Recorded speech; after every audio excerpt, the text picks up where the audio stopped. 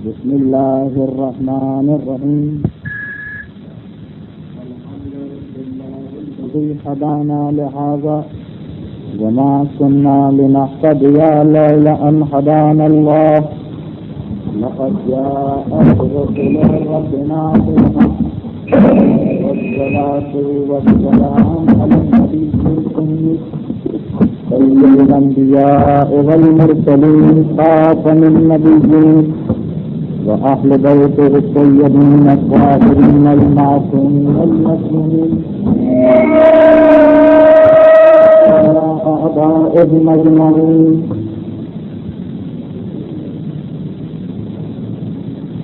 موجودہ سورۃ نام آپ کے سامنے ہے، جس کی وجہ سے مسلسل وقت پڑھتے رہے ہیں، اور ہمارا یہ سلسلہ جس کا لطف اور مزہ اسی وقت آ سکتا تھا جب یہ باقاعدگی کے ساتھ جاری رہتا، لیکن گزشتہ منگل کو بھی یہ تقریر نہ ہو سکی، اور حالات کچھ ایسے غیر یقینی ہیں کہ پورے تیقن کے ساتھ نہیں کہا جا سکتا ہے کہ کب باقاعدگی اس سلسلے میں آئے گی۔ حالات کے اس رخ نے ہمیں مجبور کر دیا اس امر پر کہ ہم اپنی گفتگو کا وقت گھٹا دیں، چنانچہ آج سے یہ نشست 1 گھنٹے کی ہوا کرے گی، اور جب تک کہ حالات مکمل طور پر پرسکون نہیں ہو جاتے یہی سلسلہ رہے گا کہ 45 سے 50 منٹ کی گفتگو اور پھر 10 سے 15 منٹ سے فقہی مسائل۔ حالات کے اس ناخوشگوار موڑ نے اس سلسلے میں ایک اور کمی یہ پیدا کر دی ہے کہ بہت سے علماء کے حالات فی الحال بیان ہی نہیں کیے جا سکتے ہیں، اور بہت سے علماء ایسے ہیں کہ جن کے حالات بیان کرتے وقت بہت سے اہم ترین واقعات کو حذف کر دینا پڑے گا۔ اور بہرحال یہ بدقسمتی رہی اس سلسلے میں، چنانچہ اکثر علماء جن کے حالات بیان کرنے کو دل چاہ رہا تھا اور جن کے حالات کو سمجھے بغیر بات کی تقاریر کو سمجھنا مشکل ہو جائے گا، لیکن انہیں فی الحال نظر انداز کیا جا رہا ہے۔ انشاءاللہ اگر اسی سلسلے کے آخر میں جا کر حالات درست ہو گئے تو ان علماء پر دوبارہ گفتگو کی جائے گی۔ اس سے قبل محمد ابن یعقوب کلینی، ابن بابیہ قمی، سید مرتضیٰ اور شیخ طوسی کے حالات آپ کے سامنے آ چکے ہیں۔ شیخ مفید کے حالات جو اس سلسلے کے درمیان میں آنا چاہیے تھے وہ نہ آ سکے، اور خواجہ نصیر الدین طوسی کے حالات جن کا آپ سے وعدہ تھا وہ بھی فی الحال بیان نہیں کیے جا سکتے۔ آج ہماری گفتگو شروع ہوگی علماء حلہ کے حالات میں، جس میں نمایاں ترین نام علامہ حلی کا ہے، لیکن کیونکہ خواجہ نصیر الدین طوسی کی گفتگو نہیں ہو سکی ہے، اس لیے تھوڑی سی تمہید آپ کو برداشت کرنا پڑے گی، جس کے بعد ہم اپنے موضوع پر آ جاتے ہیں۔ اسلام جو امن و سلامتی کا مذہب بن کے آیا تھا، اور آل محمد جنہوں نے اپنی تمام زندگی یہ کوشش کی کہ خواہ ان پر اور ان کے ماننے والوں پر کتنے بھی مظالم کیوں نہ ہوتے رہیں، خواہ ان کی اور ان کے ماننے والوں کی جان ہر وقت کیسے بھی خطرے میں نہ رہے، کوئی بھی ایسا قدم نہ اٹھایا جائے کہ جس سے عام مسلمانوں کو کوئی نقصان اٹھانا پڑے، جس سے اسلام کی تعلیمات کے ختم ہونے کا امکان پیدا ہو جائے۔ چنانچہ پوری تاریخ معصومین اس کی گواہ ہے کہ کتنے بڑے بڑے مصائب نازل ہوئے، لیکن صرف اور صرف مسلمان اور اسلام یہ 2 چیزیں باقی رہیں، جس کے لیے ان تمام مصائب کا نہ صرف یہ کہ خود سامنا کیا گیا بلکہ اپنے ماننے والوں کو بھی تلقین کی گئی۔ کتنے بھی تاریخ کے واقعات ایسے ہیں جو اب تک بیان نہیں کیے جا سکے، جن میں ہمارے سامنے واضح طور پر آتا ہے کہ جہاں کسی آل محمد کے ماننے والے کا پتہ چلا، اس کے گھر کو لوٹا گیا، اس کی گردن کو کاٹا گیا، اس کی ناموس کو تباہ و برباد کیا گیا۔ آل محمد کے ماننے والے علی الاعلان عبادتوں کو انجام نہیں دے سکتے تھے۔ آل محمد کے ماننے والے اپنی کوئی عبادت گاہ تعمیر نہیں کر سکتے تھے۔ آل محمد کے ماننے والے اجتماعی طور پر کسی ایک مقام پر قیام نہیں کر سکتے تھے۔ آل محمد کے ماننے والے اپنے سبھی عقیدے کو ظاہر نہیں کر سکتے تھے، لیکن ان تمام دشواریوں اور پریشانیوں کے باوجود حکم ایمان یہی تھا، غصہ نہ آنے پائے، اشتعال نہ آنے پائے، جوش میں نہ آنے پاؤ، جذبات میں نہ آنے پاؤ، صبر کے ساتھ ان تمام مصائب کو برداشت کرو۔ حالات اگر اتنے نازک ہو جائیں کہ تمہیں ظاہری اعتبار سے اپنا عقیدہ بدلنا پڑے تو اپنا عقیدہ بدل دو، چاہے اس حد تک عقیدے کو تبدیل کرنا پڑے کہ باپ اپنے سگے بیٹے کو نہ بتا سکے کہ ہمارا تعلق کس مقصد فکر سے ہے، مگر صبر کرو۔ حالات اتنے بھی نازک کیوں نہ ہو جائیں کہ تمہاری آنکھوں کے سامنے تمہارے اماموں کو، ائمہ معصومین کو ظلم و ستم کا نشانہ بنایا جائے، لیکن تم خاموشی کے ساتھ صبر کرتے رہو۔ اور آل محمد کا یہی حکم تھا کہ جس نے نہ صرف یہ کہ اسلام کو بچایا بلکہ مسلمانوں کے باہمی اتحاد کو بھی باقی رکھا۔ دشمنان آل محمد نے تمام زندگی پوری کوشش یہ کی کہ آل محمد کے ماننے والوں کا پتہ چلایا جائے، انہیں غصہ دلایا جائے، ان کے جذبات کو مستعد کیا جائے، انہیں سڑکوں پر نکالا جائے، انہیں علی اعلان میدان میں آنے کی دعوت دی جائے تاکہ ان کا خاتمہ کرنا آسان ہو جائے۔ مگر آل محمد کے ماننے والے شروع ہی سے ایک تنظیم کے تحت زندگی گزار رہے تھے جس میں انہوں نے حکم ایمان کی خاطر ہر قسم کے نازک ترین موقع پر بھی صبر و ضبط سے کام لیا۔ مشہور و معروف واقعات میں کیا بیان کروں، لیکن یہ سب میرے موضوع سے متعلق ہیں، اس لیے میں اس تمہید کے اندر جا رہا ہوں۔ بطور مثال، 7ویں امام کو 14 سال تک قید خانے میں رکھنے کے بعد جب ظالم حاکم شہید کرتا ہے تو اس کے بعد اس کو بظاہر کوئی ضرورت نہیں تھی کہ امام کی میت کی توہین اور بے حرمتی کی جائے، امام کے لاشے کو بغداد کے پل پہ لا کے رکھ دیا جائے، امام کے لاشے پر ہر گزرنے والے کو حکم دیا جائے کہ پورے الفاظ سے امام کو خطاب کرتا ہوا گزرے۔ حاکم کا مقصد حاصل ہو چکا تھا، امام کو وہ شہید کر چکا ہے، اس کے راستے کا کانٹا دور ہو چکا ہے، وہ خطرہ ٹل چکا ہے جو اس کے تخت کو لاحق ہو چکا تھا۔ جس کے باوجود اس انداز سے امام کے لاشے کی توہین اور بے حرمتی کیوں کی جا رہی ہے؟ یہ نہ سمجھیں کہ وہ انتقام کی آگ میں جل رہا تھا، وہ اپنی ظالمانہ فطرت سے مجبور تھا، نہیں، تاریخ کا مطالعہ کرنے والے جانتے ہیں کہ ایک ہی مقصد تھا کہ جب امام کا لاشا بغداد کے پل پر اتنے توہین کا نشانہ بنایا جائے گا تو لازمی طور پر جس کے دل کے کسی گوشے میں بھی امام کی محبت و عقیدت ہے وہ برداشت نہیں کر پائے گا، وہ تلوار لے کے باہر آ جائے گا اور اس حاکم کو پہچاننا آسان ہو جائے گا کہ اس بغداد شہر میں 14 سال کی قید کے بعد امام نے اپنے کتنے ماننے والے بنا لیے ہیں، اس بغداد میں امام کا کلمہ پڑھنے والے کتنے ہیں۔ اس حاکم کو تلاش ہے امام کے ماننے والوں کی، چنانچہ اس نے وہ طریقہ اختیار کیا کہ جس کی وجہ سے اگر معمولی عقل رکھنے والا انسان ہوتا، اگر معمولی عقیدہ رکھنے والا انسان ہوتا وہ غصے میں آ جاتا، وہ تلوار نکال لیتا۔ آج اگر ہم تصور کرتے ہیں تو ہم سے برداشت نہیں ہوتا ہے، لیکن یہ اس زمانے کے صاحبان ایمان کا صبر و ضبط تھا کہ باوجود ہی آج آپ کو کتنے بھی ایسے لوگ ملیں گے جو یہ جملہ علل اعلان کہیں گے کہ ٹھیک ہے، ہمیں پتا ہے کہ فلاں طاقت سے ٹکرا کر ہماری موت آ جائے گی، ہم بےکس و بےبس ہیں، لیکن ایسی ذلت کی زندگی سے تو موت ہی بہتر ہے، ہم مر جائیں گے ہمارے لیے زیادہ بہتر ہے، ہمارے گھر لٹ رہے ہوں یہ ہم برداشت نہیں کر سکتے، ہماری عبادت گاہوں پہ حملے ہو رہے ہوں یہ ہم برداشت نہیں کر سکتے، ہماری عورتوں کی عزت غیر محفوظ ہو یہ ہم برداشت نہیں کر سکتے، ہمارے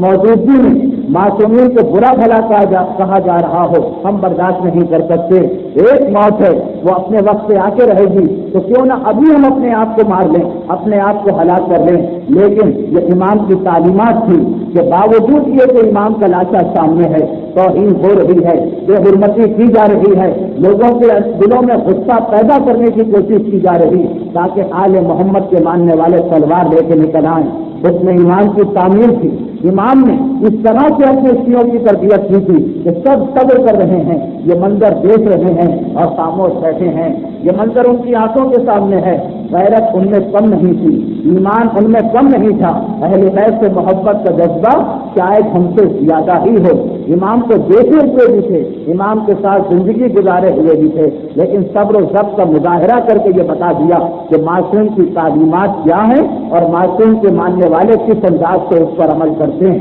لیکن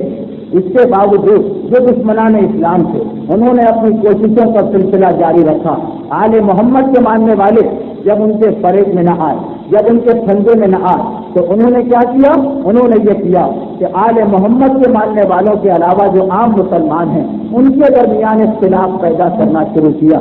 انہیں آپس میں لڑانا شروع کیا، اور نتیجہ یہ نکلا کہ بھائی بھائی کا قاتل ہو گیا۔ اور وہ شہر بغداد جو مسلمانوں کا دارالخلافہ تھا، جو سب سے عظیم ترین شہر بن گیا تھا، جس کی آبادی سب سے زیادہ تھی، جو دولت میں بے مثال تھا، اس شہر بغداد کی حالت ہو گئی کہ ہر محلے میں، ہر گھر میں مناظروں پر مناظرے ہوتے ہیں، حنفی اور شافعی حضرات کے جھگڑے، حنبلی اور مالکی لوگوں کے جھگڑے، مناظروں کا سلسلہ روز بروز جاری ہے۔ 448 ہجری میں آل محمد کے ماننے والوں پر ظلم و ستم کر کے انہیں تو بغداد سے نکال دیا گیا، اور شیخ طوسی کی قیادت میں جتنے علماء تھے وہ سب کے سب نجف اشرف چلے گئے۔ لیکن اس کے باوجود آپس میں اختلاف بڑھتے چلے گئے، یہاں تک کہ حالت یہ ہوئی کہ خدا نے اپنا عذاب بھیجا چنگیز خان کی صورت میں۔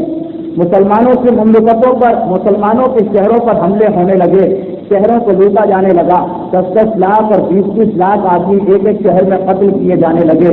تاتاری فوجیں بڑھتی چلی گئی، بغداد کا محاصرہ کر دیا گیا۔ لیکن بغداد والے مذہبی اختلاف میں کچھ ایسے گرے ہوئے تھے کہ دشمن کا خطرہ سر پہ آ چکا تھا، پتا تھا کہ یہ وہ فوجیں ہیں جن کی قیادت ہلاکو خواہ کر رہا تھا، جو رحم جانتی ہی نہیں ہے، جن کا طریقہ یہ ہے کہ جب کسی شہر میں قبضہ کیا جاتا ہے تمام مردوں کو قتل کیا جاتا ہے، ان کے سروں کے مینار بنائے جاتے ہیں، تمام عورتوں کو کنیز بنایا جاتا ہے۔ لیکن اس کے باوجود کیفیت یہ تھی کہ ہلاکو خواہ کی فوج بغداد کا محاصرہ کر چکی ہے، اور بغداد کے لوگ بجائے اس کے کہ اب بھی سوچتے، اب بھی سمجھتے، اب بھی مقابلے کی فکر کرتے، دریائے دجلہ کے کنارے یہ مناظرہ ہو رہا تھا اس وقت حنفی اور شافعی حضرات میں کہ الو کا گوشت کھانا جائز ہے یا جائز نہیں ہے۔ دشمن سر پہ کھڑا ہے، بغداد کا محاصرہ ہو چکا ہے، لیکن یہ آپس کے اختلافات اور مناظرے، اس کا نتیجہ کیا نکلا کہ ہلاکو خان کا بغداد سے قبضہ ہو گیا،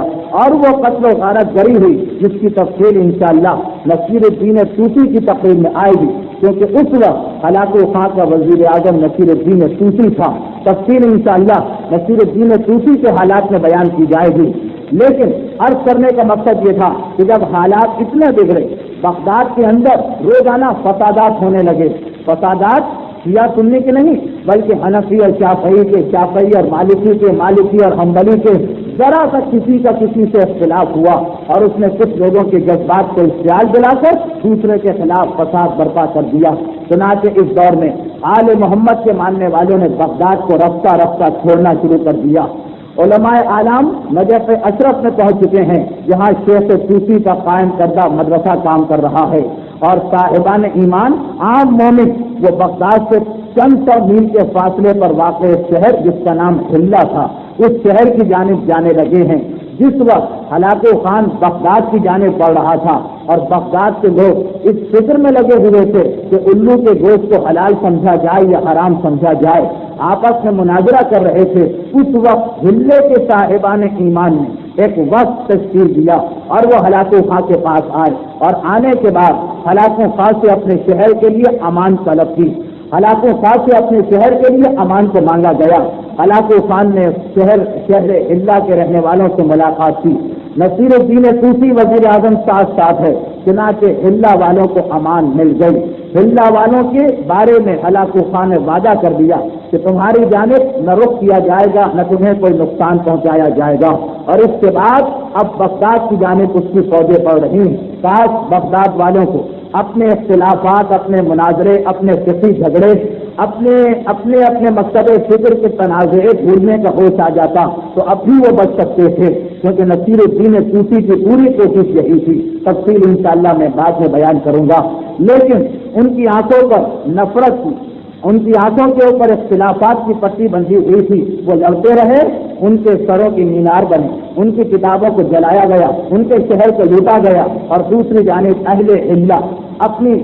دانش مندی کی وجہ سے، اپنی عقل مندی کی وجہ سے اس آتے ہوئے خطرے سے بچ گئے. چنانچہ حلہ کے اندر تمام صاحبان ایمان پہنچ چکے ہیں. نجف اشرف بغداد سے کیونکہ نسبتاً زیادہ قریب ہے، علماء اعلام نے مصلحت کسی میں سمجھی ایسا نہ ہو کہ ہم لوگ نجف کے اندر مقیم رہیں، ہلاکوں خاں کا گزر یہیں سے ہوگا، ہماری وجہ سے امیر المومنین کے روضے کو بھی کوئی نقصان پہنچ جائے. چنانچہ نجف کے علماء بھی وہاں سے ہجرت کر کے حلہ میں پہنچ گئے. چنانچہ پوری شیعت کا مرکز نجف سے منتقل ہو کر حلہ بن گیا. اور اس کے بعد حلہ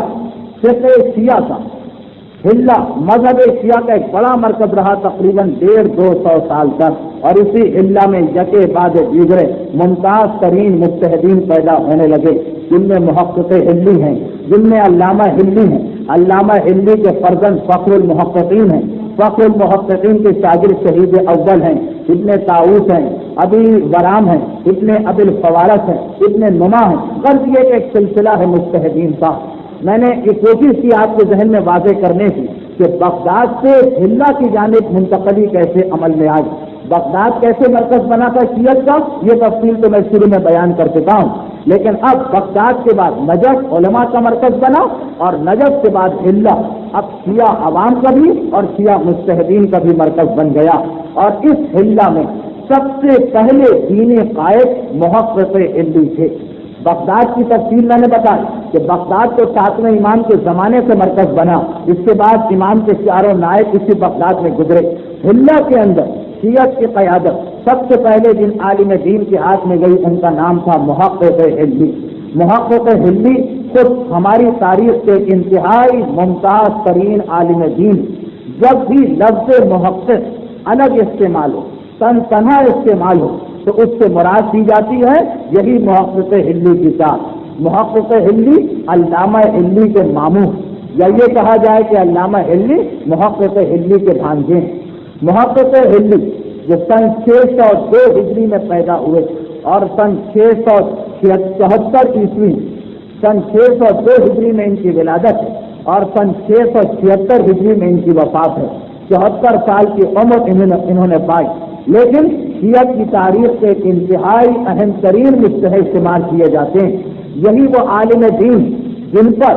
متقدمین کا اختتام ہوتا ہے اور متاثرین کا آغاز ہوتا ہے. یہ کچھ اصطلاحات ہیں جنہیں میں اس لیے بیان کرنا چاہتا ہوں تاکہ تاریخ کی یا فقہ کی کتابیں پڑھتے ہوئے آپ کے لیے آسانی رہے. ہمارے علماء کے سلسلے کو 3 حصوں میں بانٹا گیا. شروع کے علماء کا نام ہے علماء متقدمین، اس کے بعد کے علماء کا نام ہے علماء متاثرین، اور بالکل آخری دور کے، یعنی آخری دور سے مراد جس دور میں ہم زندگی گزار رہے ہیں، اس دور کے علماء کا نام ہے متأخر المتأخرین. ہمارے تمام علماء یعنی شیعت کی پوری تاریخ 3 حصوں میں، متقدمین، متأخرین اور متأخر المتأخرین. تو پہلا جو دور ہمارا ختم ہوتا شیعت کا پہلا دور علماء متقدمین، تو اس کی آخری فرد، اس کے آخری عالم یہی محقق حلی. یہ علماء متقدمین میں آخری عالم مانے جاتے ہیں، اور ان کے بھانجے علامہ حلی سے دوسرا سلسلہ علماء متاثرین کا شروع ہوتا ہے، جس کے سب سے پہلے فرد خود علامہ حلی تھے. محقق حلی جن کے بارے میں نے عرض کیا کہ سن 602 ہجری ولادت ہے، سن 676 ہجری وفات ہے، 74 سال کی عمر مبارک. تو ان کا فقہ اور اصول، ان کا علم اتنا تھا، ان کی تحقیق اتنی تھی کہ ان کا لقب ہی محقق پڑ گیا، تحقیق کرنے والا.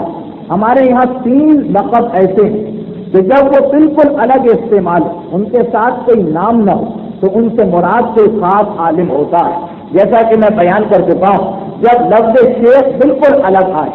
کوئی آگے پیچھے نہ ہو کہ کون شیخ، کیا نام، بس یہ ہے کہ قال شیخ، شیخ نے یہ کہا، شیخ کا یہ واقعہ ہے، شیخ کا یہ فتویٰ ہے، تو اس سے مراد شیخ طوسی کی ذات ہوتی.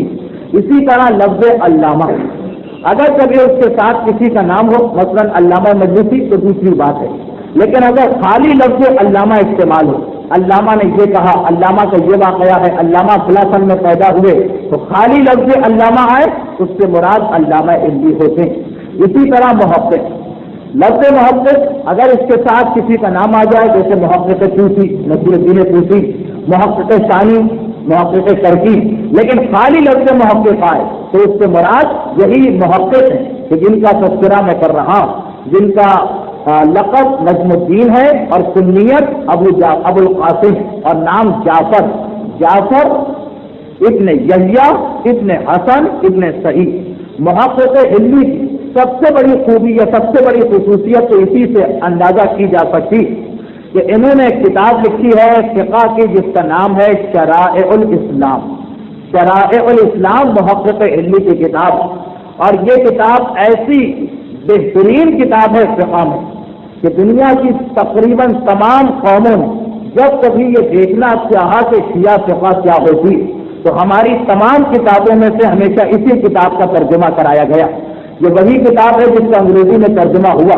اور کیمبرج اور آکسفورڈ کی یونیورسٹیوں میں جہاں شیعہ مذہب کی تاریخ پڑھائی جاتی تو اسی کتاب کو شیعہ فقہ کی حیثیت سے پڑھایا جاتا،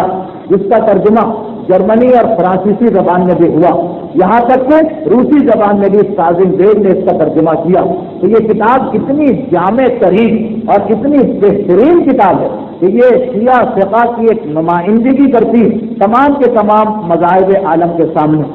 12,000 فقہی مسئلے ہیں، بعض علماء نے 13,000 کہے ہیں، بعض نے 15,000، 2 جلدوں میں یہ کتاب ہے۔ اس کتاب کی جو خوبی میں بتانے جا رہا ہوں، ایک تو یہی کہ جس دن سے یہ کتاب لکھی گئی اس دن سے آج تک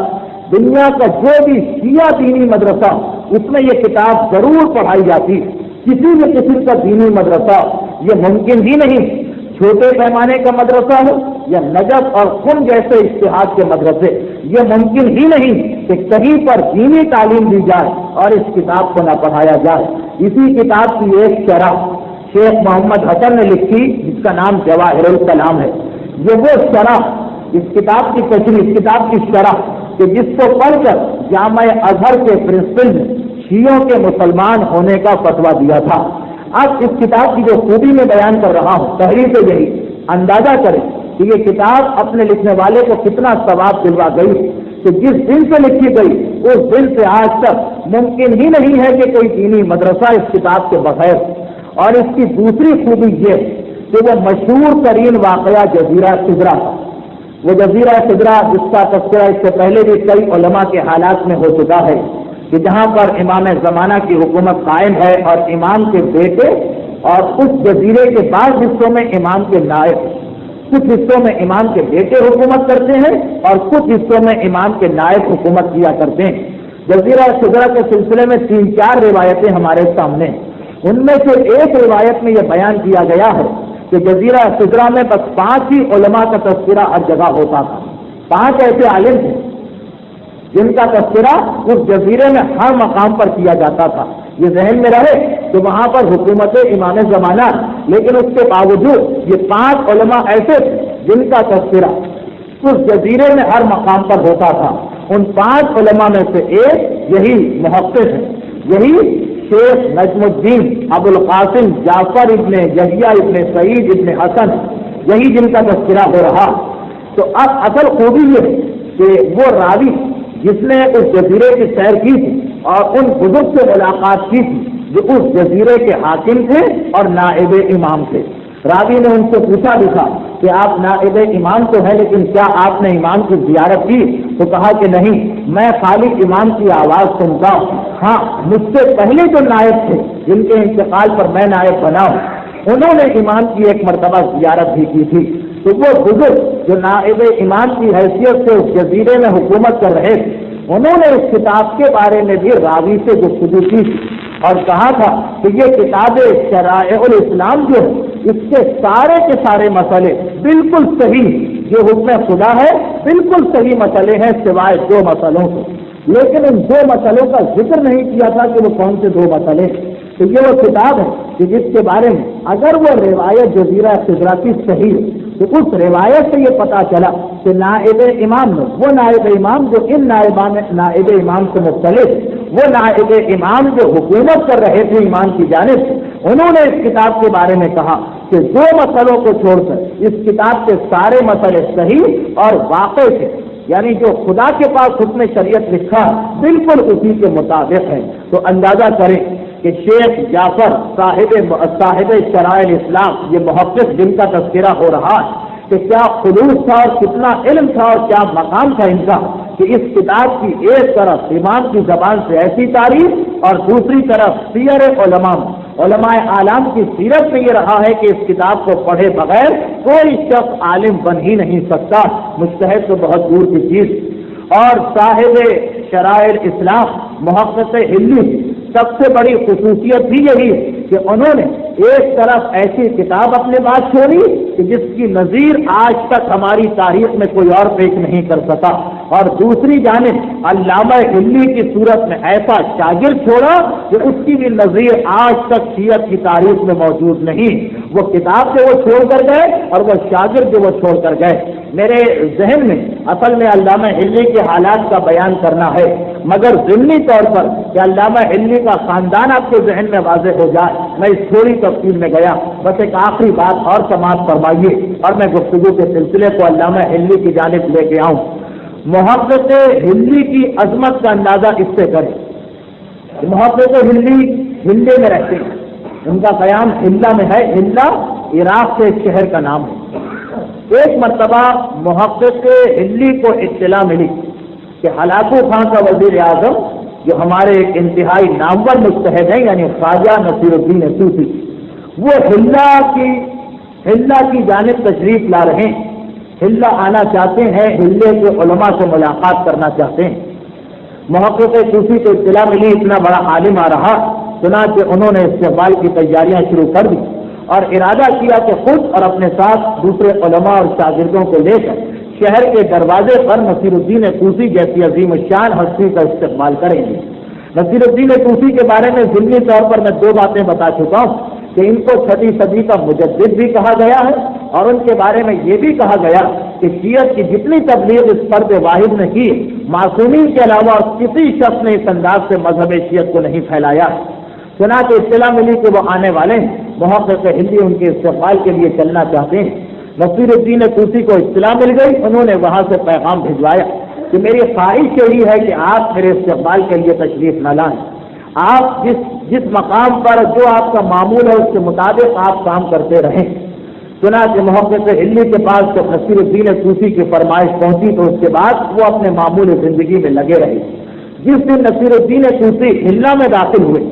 تو ان کو پتا چلا کہ محقق ہندی جن کا میں تذکرہ کر رہا ہوں، یہ اپنے معمول کے مطابق مسجد میں شاگردوں کو سبق پڑھا رہے ہیں، اسی کتاب شرائع الاسلام کا سبق۔ نصیر الدین طوسی فوراً شہر میں داخل ہوتے ہی مسجد کی جانب چلے، مسجد میں داخل ہوئے۔ محقق ہندی نے دیکھا نصیر الدین طوسی آئے، بڑے ادب اور احترام کے ساتھ کھڑے ہو کر استقبال کیا، لا کر اپنے پہلو میں بٹھایا۔ اب اتنا بڑا عالم آ گیا، اس کے سامنے سبق دینا یہ خود اس کی توہین ہو سکتا ہے، چنانچہ نصیر الدین طوسی کے احترام میں محقق ہندی نے سبق بند کر دیا۔ محقق ہندی نے جیسے ہی سبق بند کیا، نصیر الدین طوسی نے فرمائش کی التماس کہ میں تو خاص طور پر آپ کے فرض میں شرکت ہی کے لیے اتنی دور سے چل کے آیا ہوں، آپ اپنے سبق کو جاری رکھیے، میں خود اسے سننا چاہتا ہوں۔ اب جیسا کہ میں نے بیان کیا کہ 20 کے جو علماء جن کے حالات آپ کے سامنے نہیں پہنچ سکے، جس وجہ سے آپ کو اس واقعے کی اہمیت کا اندازہ نہیں ہو رہا ہوگا، لیکن بس میں اتنا ہی عرض کیے دیتا ہوں کہ نصیر الدین طوسی علم کی جس منزل پر تھے، اس میں پوری تاریخ شیعت میں کوئی ان کا مقابل اور ہمسر نہیں۔ علامہ ہندی بھی ان کے شاگرد رہ چکے ہیں۔ اب عظیم الشان اپنے زمانے کے فقیہ مجتہد، اور ان کی خوبی یہ کہ دنیا کے ہر علم پہ ان کو مہارت تھی نصیر الدین طوسی، خاص طور پر علم جغرافیہ۔ بہرحال محقق ہندی نے نصیر الدین طوسی کی فرمائش سنی، اپنا سبق پڑھانا شروع کر دیا۔ بات ہو رہی تھی قبلے کے مسئلے کی۔ اب ایک بڑا نازک مسئلہ ہے، بیچ میں شاید ہر ایک نہ سمجھ سکے، لیکن واقعے کی حیثیت سے میں بیان کر رہا ہوں۔ نصیر الدین طوسی کے سامنے محقق ہندی نے جن کا ذکر ہو رہا ہے سبق دینا شروع کیا اور بات ہو رہی تھی قبلے کی کہ قبلہ رخ ہو کر نماز پڑھنا واجب ہے۔ اور اس سلسلے میں معصومین نے کچھ روایتیں بھی بیان کی کہ قبلے کا پتہ کیسے چلے۔ جس شہر کے لوگ آتے تھے اور امام سے پوچھتے تھے تو امام بتا دیتے تھے کہ تمہارے شہر کے قبلے کو فلاں طریقے سے پتہ چلایا جا سکتا۔ مثلا عام طور پر ایک ہی طریقہ تھا ستاروں کی مدد سے، فلاں ستارہ اس طرف ہو اسی طرف رخ کرنا قبلہ ہو جائے گا۔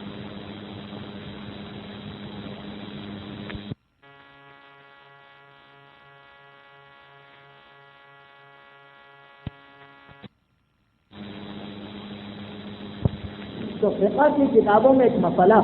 کہ عراق کے رہنے والے جو ان کا قبلہ ستارے کی مدد سے بنتا، جس سمت میں ستارہ ہے اس کی طرف رخ کر کے نماز پڑھیں، لیکن ان کے لیے مستحب ہے کہ تھوڑا سا الٹے ہاتھ کی طرف مڑ جائیں، تھوڑا سا الٹے ہاتھ کی طرف مڑ جائیں۔ جب محقق ہلی نے یہ سبق شروع کیا اپنے شاگردوں تو نصیر الدین طوسی نے فوراً اعتراض کیا۔ یہ اعتراض جو حال کا اعتراض نہیں، یہ علماء کا اعتراض ہے ایک دوسرے کے اوپر، اور فوراً اعتراض کیا کہ بِأَنَّ الِاسْتِحْبَابَ فَلَا مَعْنَ لَهُ، کہ یہ جو آپ نے کہا کہ عراق والوں سے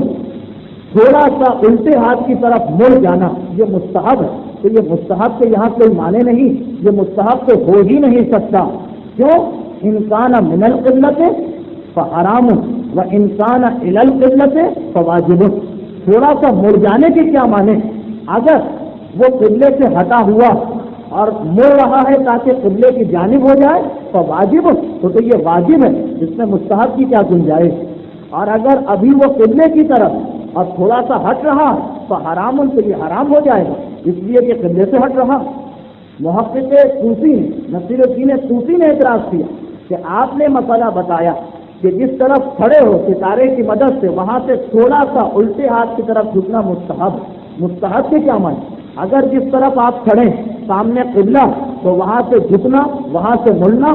تو حرام ہے، یہ حرام ہے، قبلے کو چھوڑ رہے ہیں۔ اور اگر جدھر آپ کھڑے ہیں ادھر قبلہ نہیں، تھوڑا سا جھک کر قبلہ آپ کے سامنے آ جاتا تو واجب، تو یہ تو واجب ہے، اس میں مستحب کی گنجائش کیا ہے؟ تو وہ کہتے ہیں إِن كَانَ مِنَ الْقِبْلَةِ، اگر قبلے سے ہٹ رہے ہو تو حرام، تو یہ حرام، وَإِن كَانَ إِلَى الْقِبْلَةِ، اور اگر قبلے کی جانب رخ کر رہے ہو تو واجب، تو یہ واجب۔ اب اس کا جواب طلب کیا، اگرچہ نصیر الدین طوسی کے خاص فیلڈ یہی جغرافیہ، مگر محقق ہلی نے صرف ایک جواب دیا، من القبلۃ الی القبلہ، قبلے سے ہٹ کر قبلے کی جانب ہو رہا۔ وہ جو حکم ہے شریعت کا کہ تھوڑا سا بائیں طرف مڑ جاؤ، تو یہ قبلے سے قبلے ہی کی جانب ہو رہا، نہ اس سے کسی اور جانب جا رہا، نہ کسی اور طرف سے اس کی جانب آ رہا۔ ذرا غور کریں اس جواب کی باریکی پر، من القبلۃ الی القبلہ، نماز پڑھنے والا نہ کسی اور طرف سے قبلے کی طرف آ رہا، نہ قبلے سے کسی اور طرف جا رہا، بلکہ من القبلۃ الی القبلہ، وہ قبلے کی جانب ہے لیکن ذرا اور بالکل واضح قبلہ کرنے کے لیے تھوڑا سا بائیں ہاتھ کی جانب جھک رہا۔ فسکت المحقق طوسی، یہ جواب سنتے ہی محقق طوسی بالکل ساکت و صامت ہو گئے، اور اس کے بعد جب پلٹ کر وہ اپنے وطن گئے تو محقق ہلی نے پورا ایک رسالہ، پوری ایک کتاب اس موضوع پر لکھ کر انہیں بھجوائی، اور نصیر الدین طوسی نے اعتراض کیا کہ ہاں یہ مسئلہ میری غفلت کی وجہ سے میں نے یہ اعتراض کیا تھا، اور محقق ہلی کی عظمت اور علمیت کو مانا۔ یہ فقہ کے اندر اعتراض ہوتا اور نصیر الدین طوسی کا جواب محقق دیتے تو تعجب کی بات نہیں، زیادہ بڑے فقیہ، مگر خاص علم جغرافیہ میں نصیر الدین طوسی کو خاموش کر دینا۔ اگر نصیر الدین طوسی کے سلسلے کی تقریر آپ سنتے تو اسی سے محقق ہلی کی عظمت کا اور مقام کا اندازہ ہو جاتا۔ چنانچہ بس یہ آخری جملے ان کے بارے میں، علامہ ہلی نے چونکہ ان سے شاگردی اختیار کی، اور ایک طریقہ تھا ہمارے علماء میں جو اب تک رائج، جیسے کوئی آقا یا کوئی اور خمینی کا شاگرد بنے تو طریقہ یہ ہوتا کہ مجتہد اپنے شاگردوں کو ایک اجازت نامہ لکھ کر دیتا، اور وہ اجازت نامہ اس طرح کا ہوتا کہ فلاں شخص نے میری شاگردی اختیار کی، اب وہ مجتہد بن گیا اور میں اسے اجازت دیتا ہوں کہ وہ ان تمام علوم کو پھیلائے جو اس نے مجھ سے حاصل کیے، اور میں نے اپنے فلاں استاد سے حاصل کیے اور انہوں نے اپنے فلاں استاد سے حاصل کیے۔ اس طرح امام تک سلسلے کو بڑھایا جاتا کہ میں کس کا شاگرد، وہ کس کا شاگرد، وہ کس کا شاگرد۔ اس تحریر کا نام ہوتا ہے اجازہ۔ تو علامہ ہلی نے اپنے ایک شاگرد کو جس کا نام تھا بنی زہرہ ایک اجازت دیا اور کہا کہ اب میں انہیں اجازت دیتا ہوں علم کو پھیلانے کی، اور میں نے اپنا تمام علم حاصل کیا ہے محقق ہلی سے جو اپنے زمانے کے سب سے بڑے عالم تھے، افضل ترین عالم تھے اپنے زمانے سے۔ بعد کے علماء نے علامہ ہلی کے اس جملے پر اعتراض کیا، بعد کے مجتہدین علامہ ہلی کے اس جملے پر اعتراض کیا۔ علامہ ہلی نے کیا لکھا تھا کہ میں اپنے استاد کی جانب سے جن سے میں نے علم حاصل کیا تمہیں اجازت دیتا ہوں، اور میرے استاد اپنے زمانے کے افضل ترین شخص تھے۔ بعد کے علماء نے علامہ ہلی پر یہ اعتراض کیا کہ یہ جو آپ نے قید لگا دی کہ اپنے زمانے کے افضل ترین شخص سے، بالکل غلط، اپنے زمانے کے نہیں بلکہ ہر زمانے کے وہ افضل ترین شخص ہیں، اس لیے کہ اب تک اتنا بڑا عالم ہمارے سامنے اور کوئی نہیں آ سکا۔ یہ محقق ہلی ہلے کے دینی مدرسے کے ہلے کی شیعت کے پہلے قائد، اور جب محقق ہلی سن 676 ہجری کو 13 ربیع الآخر کو 13 ربیع الثانی کو اپنے مکان کی چھت پر ٹہل رہے تھے اور ٹھوکر کھا کر مکان کی چھت سے گرے، فوراً ان کو مرتبہ شہادت ملا، مکان کی چھت سے گرتے ہیں اور اسی وقت انتقال ہو جاتا۔ بڑے عزت و احترام کے ساتھ ان کے جنازے کو اٹھا کر حملہ میں دفن کیا گیا۔ تو جب ان کا انتقال ہوا تو اس وقت کوئی خلا نہیں تھا شیعت میں، کوئی قید نہیں تھا، بلکہ ادھر ان کا انتقال ہوا اور ادھر ان کے شاگرد علامہ ہلی کو جن کی عمر اس وقت 28 سال کی تھی یہ مسند مل گئی، اور وہ تمام دنیا شیعت کے بالعموم اور ہلہ کے تمام صاحبان ایمان کے بالخصوص قائد بن گئے۔ یہ علامہ ہلی کتنی عظیم ترین ہستی ہے کہ لفظ علامہ انہی کے لیے مخصوص ہو کر رہ گیا۔ اب جب کبھی لفظ علامہ آئے اس سے مراد صرف اور صرف علامہ ہلی کی ذات ہوتی ہے، لیکن اس سے پہلے کہ میں اپنے خاص طریقے کے مطابق علامہ ہلی کے حالات بیان کرنا شروع کروں، ان کا نام، ان کی ولادت، ان کی وفات، ان کی کتابیں، اس سے پہلے کہ میں اس تفصیل میں جاؤں بس ایک بات بیان کر دوں تاکہ گفتگو سنتے وقت آپ کے ذہن میں علامہ ہلی کی عظمت رہے کہ علامہ ہلی کی تمام تر عظمت ان کے علم کی وجہ سے ہے، مگر ان کا ایک کارنامہ ایسا ہے جس کی بنا پر یہ کہا جاتا ہے، جس کی بنا پر علماء یہ لکھتے ہیں کہ انہوں نے تنہا وہ کارنامہ انجام دیا جو شاید کسی اور عالم نے انجام نہ دیا ہو، یعنی ایران کے اندر شیعت کا فروغ۔ آج ہمارے سامنے ایران کا اسلامی انقلاب ہے اور اس اسلامی انقلاب کی برکتیں ہیں، مگر اس کی بنیاد علامہ ہلی نے اپنے زمانے میں رکھی تھی۔ ترتیب کا تقاضا تو یہ کہ یہ واقعہ بعد میں آئے، علامہ ہلی کی حالات پہلے آ جائیں، مگر صرف اس لیے کہ گفتگو سنتے وقت آپ کو یہ اندازہ ہو کہ ہم کس عظیم ہستی کے حالات سن رہے ہیں، میں یہ واقعہ پہلے بیان کرتا ہوں اور علامہ ہلی کے باقی حالات انشاءاللہ آئندہ ہفتے کی آئندہ منگل کی تقریب میں بیان کیے جائیں گے۔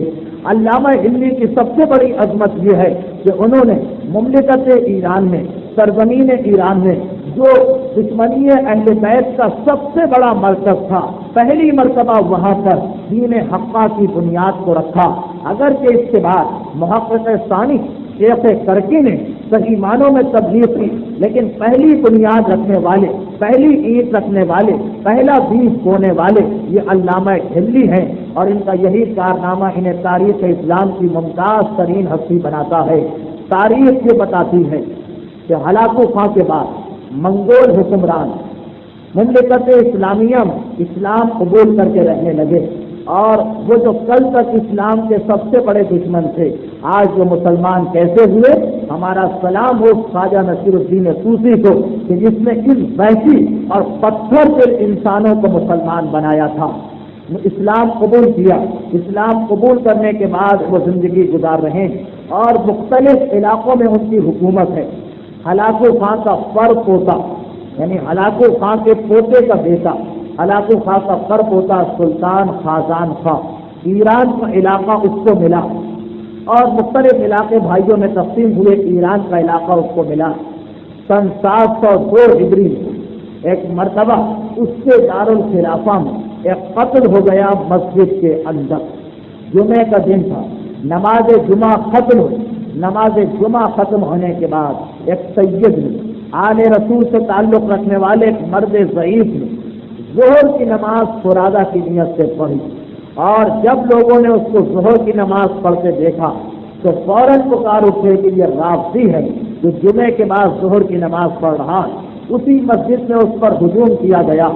اور اللہ کی عبادت کرنے کے جرم اسی مقام پر لوگوں نے اسے شہید کیا، مسجد میں اس کا خون بہایا گیا۔ اس سید کے وارثوں نے جب یہ ظلم و ستم دیکھا اس کی اولاد نے تو وہ سلطان خازان خاں کے دربار میں پہنچے، اور وہاں پہنچنے کے بعد اس سے شکوہ اور شکایت اور جا کر اسے بتایا کہ اس طرح بھری مسجد میں صرف نماز پڑھنے کے جرم میں اس سید کو شہید کیا گیا۔ سلطان نے سنا، اس کے دل سے بے انتہا اثر ہوا اور اس نے سوچا کہ یہ کیسا اسلام ہے جس میں ایک رسول زادے صرف اس جرم میں شہید کر دیا جاتا کہ وہ مسجد کے اندر نماز پڑھ رہا تھا۔ چنانچہ اس مذہب حقہ کی مظلومیت نے اس پر اثر کیا اور اس نے مذہب شیعہ قبول کرنے کا اعلان کر دیا۔ لیکن یہ تو آپ نے اندازہ کر ہی لیا ہوگا کہ ماحول کتنا متاثر ماحول تھا کہ جس میں ایک شخص کو صرف نماز پڑھنے کے جرم میں شہید کیا جا رہا ہے۔ چنانچہ وہ خود تو مذہب حقہ کو قبول کرتا مگر اس کے بعد اس مذہب کو پھیلا نہیں سکتا، اس قابل نہیں، عوام اس کے دشمن ہو جائیں گے۔ بہرحال اس نے خود اس مذہب کو قبول کر لیا۔ اس کے انتقال کے بعد اس کا بھائی سلطان محمد ایران کا حاکم بنا۔ یہ سلطان محمد وہ کہ جسے صاحبان ایمان خدا بندہ کہتے ہیں، یعنی خدا کا بندہ، اور وہ لوگ جنہوں نے یہ جانا ہے کہ اس کی وجہ سے ایران پورا کا پورا اہل بیت کا غلام بنا، وہ اس کا نام معاذ اللہ خر بندہ کہتے ہیں۔ خر بندہ اور خدا بندہ یہ دو نام کتابوں میں ہمیں ملتے ہیں، لیکن اصلی نام ہے سلطان محمد۔ اور یہ سلطان محمد خود حنفی مسلک کا تھا۔ اس کا وزیر اعظم رشید الدین شافعی مذہب کا تھا، اور اس کی پوری زندگی یہ کوشش رہی کہ میں کسی طرح سلطان کو اپنے مسلک کے اوپر لے آؤں۔ مسلمانوں کے باہمی اختلافات نے تاریخ اسلام میں کئی خونی باپ رقم کیے ہیں جو اپنے وقت پر آتے رہیں۔ اب پوری کوشش یہ ہے کہ میں اسے شافعی مذہب کا کر دوں۔ اسی زمانے میں نصیر الدین طوسی نے جب مدرسہ قائم کیا تھا مراغہ، وہاں سے شافعی عالم پڑھ کر آئے جن کا نام تھا قاضی نظام الدین۔ جب بادشاہ وقت سلطان محمد خدا بندہ نے ان کے علم و فضل کو دیکھا تو انہیں قاضی القضات یا چیف جسٹس مقرر کر دیا۔ اب سلطان نظام الدین خود شافعی، وزیر بھی شافعی، اور سلطان نظام الدین کے علم سے بادشاہ متاثر بھی، وہ چیف جسٹس بھی ہیں۔ ان تمام چیزوں نے مل کر اثر کیا اور سلطان محمد نے مذہب حنفی مذہب کو چھوڑ کر شافعی مسلک کو اختیار کیا۔ جب وہ شافعی مسلک اختیار کرتا تو پھر جو حنفی مذہب کے علماء تھے وہ بڑے گھبرائے اور بڑے پریشان ہوئے۔ انہوں نے پورا زور لگا دیا کہ کسی طریقے سے اسے دوبارہ پرانے مسلک پہ لے جایا جائے، مگر قاضی نظام الدین کا علم و فضل اتنا تھا کہ وہ ناکام ہو رہے تھے۔ سن 709 ہجری بخارا سے ایک حنفی عالم ابن صدر جہاں تشریف لائے، انتہائی جید اور انتہائی ممتاز اور انتہائی نمایاں ترین عالم ہے اپنے مذہب کی۔ جب وہ آئے تو دارالخلافہ کے ان کے مسلک کے علماء کو ایک تقویت ملی، اور اب ان سب نے مل کر سوچا کہ کسی طریقے سے سلطان کو دوبارہ حنفی بنایا جائے، ورنہ یہ ہمیشہ ہمیشہ کے لیے شافعی رہے گا اور اس کی اولاد میں بھی یہ مذہب چلے گا۔ قاضی ابن صدر جہاں نے کہا کہ گھبرانے کی کوئی بات نہیں، پریشان ہونے کی کوئی بات نہیں، اب کی جمعے کے دن میں ایسا سوال کروں گا قاضی نظام الدین کہ بادشاہ کا دل اس سے ہٹ جائے گا اور وہ دوبارہ ہمارے مذہب میں آ جائے گا۔ جیسا کہ میں نے عرض کیا کہ یہ تاریخ اسلام کا بڑا دردناک واقعہ تھا، اور یہ پورا دور، اس دور میں جتنے علماء گزرے ان کے حالات بیان کرتے وقت بہت کھل کر کچھ باتیں کہنا پڑتی جو موجودہ حالات میں غیر مناسب۔ میں پھر بھی بہت احتیاط سے کام لیتا ہوا آگے بڑھ رہا ہوں، ورنہ حقائق تو اس سے بھی زیادہ سنگین اور سخت ہیں جو کتابوں میں لکھتے ہیں۔ خیر، جمعے کا دن آیا، یہ قاضی ابن صدر جہاں یہ تیار ہو کر دربار میں گئے، بادشاہ وہاں سے نماز پڑھنے آتا،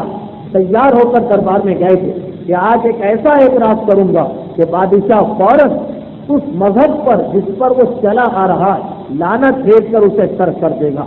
دربار میں گئے اور دربار میں جانے کے بعد ایک مرتبہ قاضی نظام الدین کو مخاطب کیا اور کہا کہ ذرا ایک سوال کا جواب تو دیجیے اپنے مذہب کے فقہ کے مطابق، اپنی فقہ کے مطابق، اپنے مذہب کے مطابق ایک سوال کا جواب تو دیجیے۔ قاضی نظام الدین نے پوچھا کہ کیا جواب ہے، کیا سوال ہے؟ تو کہا سوال یہ کہ اگر کوئی شخص کسی عورت سے زنا کرے اور اس کے بعد لڑکی پیدا ہو تو کیا یہ شخص اس لڑکی سے جو اس کی اپنی لڑکی ہے نکاح کر سکتا ہے یا نہیں؟ اپنے مذہب کے مطابق جواب دیجیے، کیونکہ قاضی ابن صدر کو معلوم تھا کہ شافعی مذہب میں اپنی اس بیٹی سے نکاح کرنا بالکل جائز ہے، اس لیے انہوں نے یہ سوال کیا کہ اب جب قاضی نظام الدین کہے گا ہاں تو میں بادشاہ کو متنفر کر دوں گا، یہ کیسا مذہب ہے جس میں بیٹی سے نکاح جائز؟ قاضی نظام الدین بھی سمجھ گئے کہ یہ سوال کس لیے کیا گیا، مگر اب کیا کر نہ تو کہہ نہیں سکتے اس لیے کہ مسئلہ سب کو معلوم، بس کہا تو اتنا کہا کہ ہاں میرے مذہب میں بالکل یہ نکاح جائز ہے، بیٹی کے ساتھ اس انداز سے نکاح جائز، جس انداز سے تیرے مذہب میں ماں اور بہن کے ساتھ نکاح کرنا بالکل جائز۔ اب جو یہ بات ہوئی تو اب دونوں علماء میں اختلاف پیدا ہوا، کتابیں منگوائی گئی تو دیکھا گیا کہ دونوں اپنی اپنی جگہ صحیح۔ بادشاہ نے جو سنا تو ایک مرتبہ لعنت بھیجتا ہوا کھڑا ہو گیا کہ یہ کیسا اسلام کہ کسی طرف بیٹی سے نکاح جائز ہو رہا ہے، کسی طرف ماں اور بہن سے نکاح جائز ہو رہا ہے۔ وہ لعنت بھیجتا ہوا کھڑا ہو گیا اور واپس فوراً محل کے اندر چلا گیا۔ اس کے وزیروں ایک حنفی، ایک شافعی، ایک مالکی، ایک حنبلی اور ایک وہ بھی تھا جو خود مرد مومن تھا، لیکن اس کو اس کے بھائی نے، بادشاہ کے اس بھائی نے وزیر رکھا تھا کہ جس کا انتقال ہو گیا، ورنہ تو کبھی یہ وزیر نہیں بن سکتا۔ جب دربار سے محل میں گیا تو وہاں وہ سیاہ وزیر اس کے پاس آیا۔ اب یہ جو سیاہ وزیر ہے امیر، یہ وہ شخص ہے کہ جس سے اور اس کی بچپنے کی دوستی، دونوں بچپنے میں ساتھ کھیلے تھے، پلے تھے، بڑھے تھے۔ جب اس نے دیکھا کہ بادشاہ اتنا پریشان ہے تو پوچھا کیا بات، آپ اتنے گھبرائے ہوئے کیوں؟ تو اس نے کہا کہ میری سمجھ میں نہیں آتا کہ اسلام قبول کر کے میں نے صحیح قدم اٹھایا یا زیادہ بڑی غلطی کر دی۔ تو اسلام میں تو یہ مقصد فکر ہے، یہ کہہ کر اس نے پورا مسئلہ بیان کیا۔ وزیر نے کہا کہ آپ گھبراتے کیوں؟ مجھے قتل کر دیتا۔ ارے میں کفر کو چھوڑ کر تو مسلمان ہوا ہوں، کیا تو دوبارہ مجھے کفر کی جانب لے جانا چاہ رہا؟ اور اسی پر بات ختم ہو گئی۔ اب دیکھیں یہ ماحول ہے، یہ زمانہ، یہ حالت ہے اس وقت کے لوگوں کہ اتنا سننا ان کے نزدیک سب سے بڑی گالی۔ خیر بات ختم ہو گئی، معاملہ دب گیا، بادشاہ پریشان اور فکر مند۔ اسی زمانے میں بادشاہ کا اپنا ایک خاص مسئلہ پیش آیا۔ اس کو اب اس کی کئی بیویاں تھیں، جن میں سے ایک بیوی سے اسے بے انتہا محبت۔ دوران گفتگو پتہ نہیں ایک مرتبہ کس بات پر وہ بیوی سے ناراض ہوا، غصے میں آیا اور 3 مرتبہ کہہ دیا کہ انتی طالق طلاقہ، کہ تیرے اوپر 3 طلاقیں۔ غصے کی حالت میں تو یہ سمجھ گئے، لیکن جب تھوڑے دنوں کے بعد غصہ اترا تو اب وہ پریشان ہوا۔ سب سے زیادہ ایک بیوی سے اسے محبت، اب اسے کیسے چھوڑا جائے، کیسے علیحدہ کیا جائے۔ چنانچہ اس نے دربار کے تمام علماء کو جمع کیا اور جمع کرنے کے بعد کہا کہ یہ مسئلہ پیش آیا، کیا شریعت اسلامیہ میں اس کا کوئی حل ہے؟ کوئی ایسا طریقہ ہے کہ مجھے اپنی بیوی کو نہ چھوڑنا پڑے، یہ رشتہ میرا اور اس کا رشتہ قائم رہے؟ تمام علماء نے جمع ہو کر جواب دیا کہ بس ایک ہی طریقہ، طلاق تو ہو گئی، ایک ہی طریقہ، وہ محلل کا طریقہ کہ آپ کی بیوی کسی اور آدمی سے نکاح کر وہ آدمی صحیح معنوں میں ان سے تعلقات قائم کرنے کے بعد پھر اسے اپنی خوشی سے طلاق دے، تب دوبارہ پھر آپ اس سے نکاح کر سکتے ہیں، اس کے علاوہ اور کوئی طریقہ نہیں۔ بادشاہ نے سنا، اس بادشاہ اور منگول بادشاہ اس کی غیرت کے منافی کا یہ عمل کہ اپنی اس عزیز ترین اور محبوب ترین بیوی کو کسی اور شخص سے نکاح میں دیکھے۔ چنانچہ اس نے کہا کہ یہ تو ممکن نہیں، کوئی راستہ اور بتاؤ، کیا کوئی طریقہ ہے؟ سارے مذاہب کے علماء بیٹھے، سب ایک ساتھ کہہ رہے کہ نہیں، کوئی اور طریقہ نہیں۔ بادشاہ نے پوچھا کسی مسائل میں تو اختلافات بھی ہوتے ہیں بعض اوقات، کیا اس مسئلے میں کوئی اختلاف نہیں؟ سب نے کہا کہ نہیں، اس مسئلے میں کسی قسم کا اختلاف کسی فقیر کے درمیان نہیں، لیکن اتنا سننا تھا کہ وہی وزیر جو شروع ہی سے بادشاہ کو دین حق کی دعوت دے رہا تھا وہ کھڑا ہو گیا اور اس نے کہا کہ میں نے یہ سنا ہے کہ جو فقہ ایک ہے فقہ شیعہ، اس کے اندر بلکہ اسے بھی کہنا پڑا فقہ رافضی، جو رافضیوں کے فقہ، اس کے اندر یہ طلاق صحیح نہیں اور اسی انداز سے نکاح باقی رہ سکتا ہے جس انداز سے پہلے سے باقی تھا۔ بادشاہ نے سنا، ایک مرتبہ پوچھا کہ وہ لوگ کون ہیں اور کہاں رہتے ہیں؟ جواب دیا کہ وہ تو یہاں سے بہت دور ہلنا میں رہا کرتے ہیں۔ دربار کے باقی جتنے عالم تھے وہ سب احتجاج کرنے لگے، بادشاہ سے کہنے لگے کہ آپ بھی کس کی باتوں میں آ گئے۔ یہ جن لوگوں کا تذکرہ کر رہا ہے وہ انتہائی احمق، وہ انتہائی کم عقل ہے، جو دین سے بالکل ہٹے ہوئے اور گمراہ لوگ، اور جو ان کے پیشوا ہیں وہ بھی ایسے ہی۔ بادشاہ اس وقت اپنے مسئلے میں پھنسا ہوا، سلطان محمد خدا بندہ، اس نے کہا خیر کسی سے بھی میں ان کو بلا لیتا ہوں، تم ان سے بات چیت کر لینا، اور اگر مجھے پتا چل گیا کہ واقعی وہ کم عقل اور بے وقوف ہے تو میں انہیں اسی مقام پر قتل کرا دوں گا۔ اور یہ کہہ کر اس نے ہملا کے علماء کے نام خط لکھا اور کہا کہ اس مسئلے پر آپ کی رائے چاہیے، آپ کو صحیح اسلام۔ اب ہملا میں یہ وہ زمانہ تھا کہ محقق ہندی انتقال کر چکے تھے، سن 709 ہجری کا واقعہ، محقق ہندی سن 676 ہجری میں انتقال کر چکے ہیں، اور اب ان کے بھانجے علامہ ہندی ہلنا کے قائد ہیں۔ یہ خط وہاں پہنچا، علماء ہلنا نے غور و فکر کیا، بعض نے مشورہ دیا کہ وہاں نہیں جانا چاہیے، یہ تاتاری جو ہمیں کافر سے بھی بدتر سمجھتے ہیں ان کے سامنے بات کرنا بیکار ہے، ایسا نہ ہو کہ جان ضائع ہو جائے اور نتیجہ کچھ حاصل نہ ہو۔ لیکن علامہ ہندی تیار ہو گئے، کہا کہ دین خدا کی خاطر ایک قربانی یہ بھی سبھی، اپنے ساتھ اپنے بیٹے فخر محققین کو لیا جن کا تذکرہ انشاءاللہ آئندہ تقریر میں ہوگا، اور باپ اور بیٹے وہاں سے چلے اور سیدھے دارالخلافہ میں پہنچے، تاتاری حاکم کے دارالخلافہ میں۔ جیسا کہ میں نے عرض کیا کہ واقعہ بہت زیادہ خطرناک واقعہ، لیکن کسی تاریخ کی ایک حقیقت ہے، اس کا کسی مذہب یا مسلک سے کوئی تعلق نہیں، نہ یہ کسی پر اعتراض ہے، نہ کسی مذہب کی اچھائی ہے، نہ برائی، ایک تاریخی واقعہ ہے جو بغیر کسی تبصرے کے آپ کے سامنے بیان کیا جا رہا۔ اب جب یہ دارالخلافہ میں پہنچے، حاکم وقت کو اطلاع ملی تو اس نے حکم دیا کہ انہیں لایا جائے، انہیں میری خدمت میں میرے دربار میں حاضر کیا جائے۔ اس مقام پر میں ایک بات بتاتا چلوں کہ بعض موجودہ دور وہ پورمخ دانشور اور فلسفی جو اپنے آپ کو اسلام کا سب سے بڑا ماہر سمجھتے ہیں، جن میں نمایاں ترین نام میں نے پہلے بھی عرض کیا ڈاکٹر علی شریعتی کا،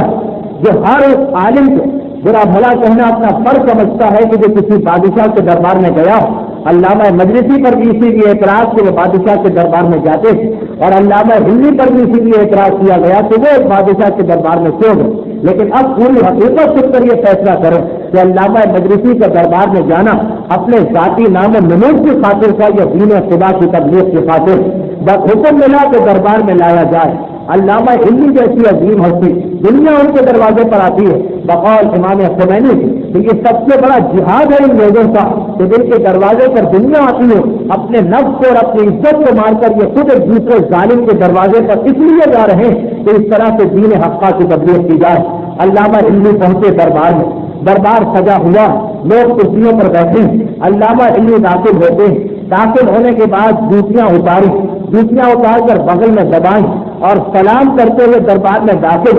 اور پورے دربار کو چیرتے ہوئے سب سے آگے بڑھ کر بادشاہ کے تخت کے قریب برابر والی کرسی پر بیٹھ گئے۔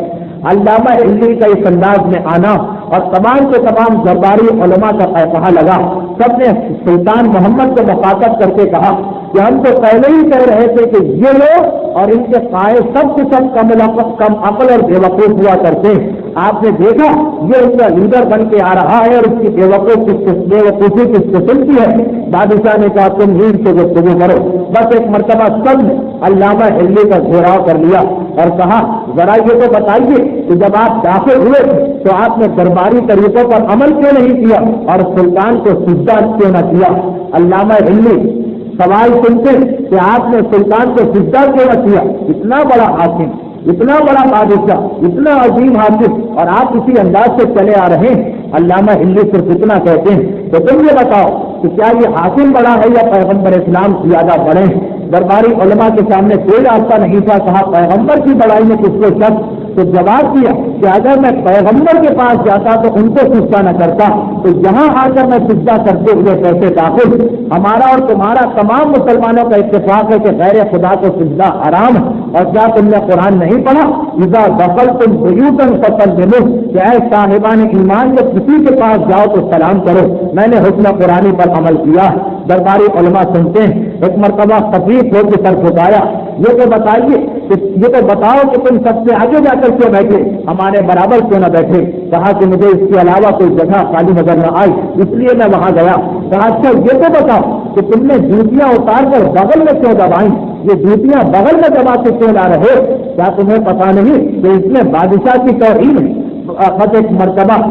علامہ ہندو جواب دیتے ہیں کہ میں نے اس لیے یہ جوتیاں بغل میں دبائی کہ ایک مرتبہ پیغمبر اسلام کہیں تشریف لے گئے، اور جب پیغمبر اسلام اس آدمی کے گھر میں گئے جس سے ملاقات کرنا، اور جوتیاں اتار کر اندر پہنچے تو ایک مسلمان جو غالباً حنفی تھا وہ جوتیاں اٹھائیں اور لے کر چلا گیا۔ بس اتنا سننا تھا، تمام حنفی مذہب کے علماء نے احتجاج کیا کہ یہ بالکل جھوٹ بول رہے ہیں۔ اس وقت تک تو امام ابو حنیفہ بھی پیدا نہ ہوئے تھے، وہ 100 سال کے بعد پیدا ہوئے، تو حنفی مذہب کا آدمی کیسے آیا؟ علامہ ہلی نے کہا کہ شاید میں بھول رہا ہوں وہ شافعی مذہب کا کوئی شخص ہوگا۔ اب شافعی مذہب کے علماء کا احتجاج شروع ہوا، امام شافعی تو امام ابو حنیفہ سے بھی بات پیدا ہوئے، جب وہ موجود نہ تھے تو اس کا ماننے والا کیسے ہو سکتا ہے پیغمبر کے زمانے میں؟ علامہ ہلی نے کہا کہ شاید پھر کوئی مالکی ہوگا۔ امام مالک کے ماننے والوں نے احتجاج کیا کہ امام مالک بھی 100 سال کے بعد پیدا ہوئے، جب پیغمبر کے دور میں وہ نہ تھے تو ان کا ماننے والا کیسے آ سکتا؟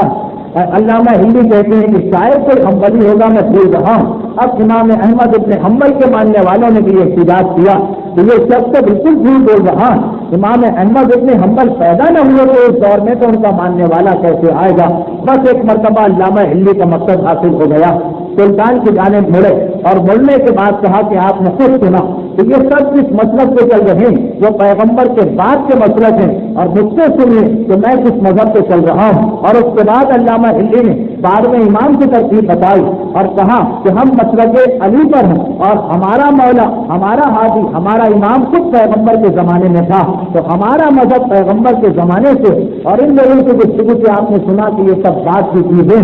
بادشاہ سلطان محمد خدا بندہ اتنی گفتگو سنتا، کہتا ہے کہ خیر ان باتوں پر تو بعد میں گفتگو ہوگی، یہ بتائیے کہ میں نے اس طرح طلاق دی، یہ طلاق صحیح ہے یا غلط؟ علامہ ہندی نے ایک سوال کیا، سوال یہ کیا کہ کیا جب یہ طلاق دی تھی تو دو عادل اپنے کان سے سن رہے تھے؟ سلطان محمد نے کہا کہ نہیں، میں اور میری بیوی ہم لوگ تنہا سے کوئی اور سننے والا نہ تھا۔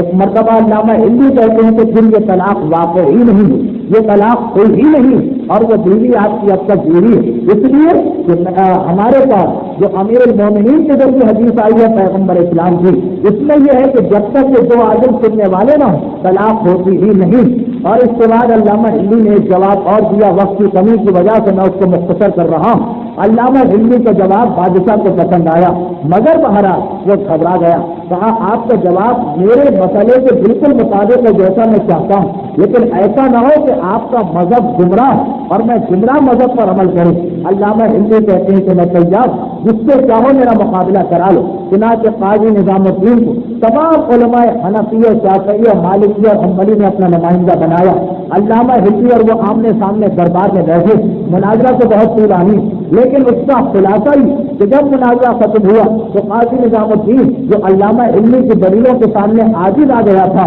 بس اتنا کہتا ہے کہ آپ کی بات تو صحیح ہے، لیکن یہ بھی تو دیکھیے کہ جنہیں ہم شروع سے اب تک مانتے چلے آئے، اگر ہم ان کا انکار کر دیں تو اسلام میں تفرقہ پڑ جائے گا، لوگ بگڑ جائیں گے۔ چنانچہ صرف اس لیے کہ اب تک ہم انہیں مانتے آئے ہیں، ان کی کسی غلطی کو نہ پکڑنا چاہیے نہ ان پر لعن طعن کرنا چاہیے۔ قاضی نظام الدین کا اتنا اعتراف بادشاہ کے لیے کافی تھا کہ یقینی طور پر یہ غلطی پر ہے، علامہ ہندی حق پر ہے۔ چنانچہ علامہ ہندی کے ہاتھ پر مذہب شیعہ کو قبول کر کے یہ اعلان کر دیا کہ آج سے جمعے کے خطبوں میں باقی تمام ناموں کو نکال کر 12 اماموں کے نام شامل کیے جائیں گے، اور آج سے میری مملکت کے خطبوں سے تمام باقی حکمرانوں کے ناموں کو ہٹا کر 12 اماموں کے ناموں کو اس کے اوپر کنڈا کیا جائے گا۔ اور علامہ ہندی سے درخواست کی کہ آئندہ جمعے کے دن آپ مسجد میں لوگوں سے خطاب کیجیے گا۔ علامہ ہندی نے اس بات کو مان لیا، اور اگلے ہی جمعے کے خطاب میں پھر ایک دلچسپ واقعہ پیش آ گیا،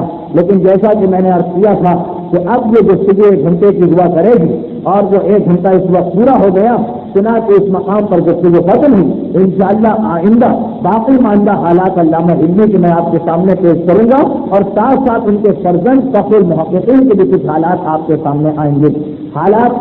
جتنے نازک ہیں، صورتحال جتنی پیچیدہ ہے، وہ آپ کے سامنے، چنانچہ وقت 1 گھنٹے کا وقت نکالنا بھی بعض اوقات مشکل ہو جاتا ہے۔ ان مقصوصیات کے سلسلے میں جو حالات کی وجہ سے عائد ہو گئی، اس وجہ سے 2-3 منزل جب تک اسی طرح سے سلسلہ چلے گا، ہماری تقریر 1 گھنٹے کی ہوگی، اس کے بعد انشاءاللہ پھر حد سے ثابت گفتگو کو مکمل کرنے کے لیے تقریر اپنے وقت پر یعنی 90 منٹ پر ختم ہوا کرے گی، تاکہ حالات مکمل طور پر آپ کے سامنے آ جائیں۔ اور بس آخر میں یہی گزارش کی، کیونکہ مجھے جلدی، اس لیے میں سوال و جواب یا کسی کی گفتگو نہیں کر سکتا تقریر کے بعد، ایک مرتبہ درود بھیج دے محمد علیہ۔